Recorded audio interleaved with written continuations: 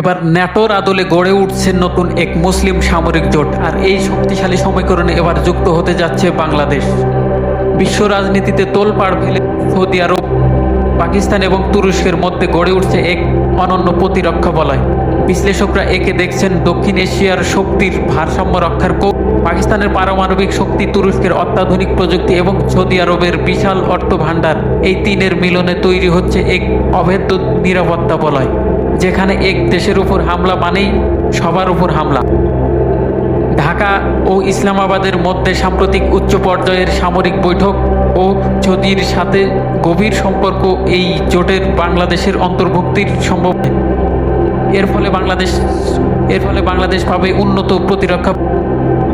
তবে চূড়ান্ত সিদ্ধান্ত নির্ভর করছে আসন্ন নির্বাচনের পর গঠিত নতুন সরকারের। এটি হতে পারে বাংলাদেশের জন্য আঞ্চলিক